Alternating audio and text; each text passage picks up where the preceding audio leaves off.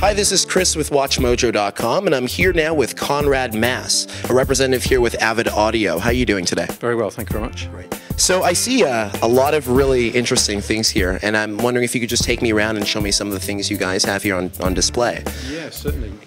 Well, the most striking thing, obviously, is the loudspeakers. These are the Avant Garde speakers from Germany. They're a horn speaker, which is different to what most people probably see as drive units in a box. They're more sort of open plan, and they're horn speakers. As well as that, we have the AVID range of turntables. So we have the AVID reference here, which is about $16,000–17,000. We've got racking here from Italy, which is solid steel.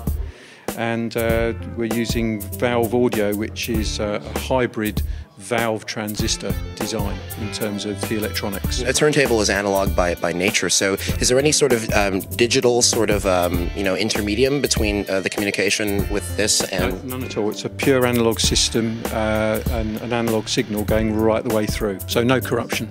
No corruption? No corruption. In terms of the digital versus analog, I guess I can call it a debate. I guess it's safe to say that you guys tend to side on...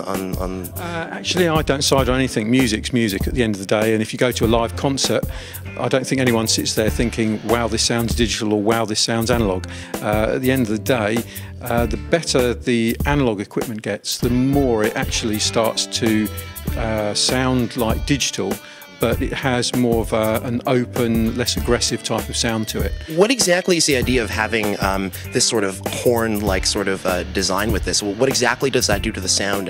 Well, horn speakers are traditionally very efficient, so you don't need a very big amplifier to drive them, and the horn basically is there to radiate the sound out. So it just works in a different way to a conventional speaker. So it gives a very big open sound, and it's probably more live sounding than, say, a conventional speaker. Just to look back here at this turntable, yeah. I mean, it looks impressive, but I don't exactly know why I'm impressed with it other than the aesthetic. Is there something about this that stands out in terms of something that you don't find in other conventional turntables? Yeah, I mean, the design of the turntable is completely different. Apart from, yes, the fact that it looks and it goes round, I'm sure Ferrari would say their cars are totally different to Porsche in their design. Some of the unique features about this, the way it bounces up and down, so you get much better isolation than a conventional turntable, which may be either solid or not use such a efficient isolation system. The bearing and the motor power supply are again much more highly spec'd up than you would do on an ordinary turntable, and it all goes, even things like the chrome plating finish and things like that, all add to the sound quality. The first question that came to my mind, and it's the one I say for last, is how many, in terms of this setup here right now, how many watts of audio is coming out of this? If that's even a huge factor in this case, I mean, how many watts? In terms of this particular speaker design, for instance, they are very efficient, so you actually don't need a lot of wattage to get a very loud sound.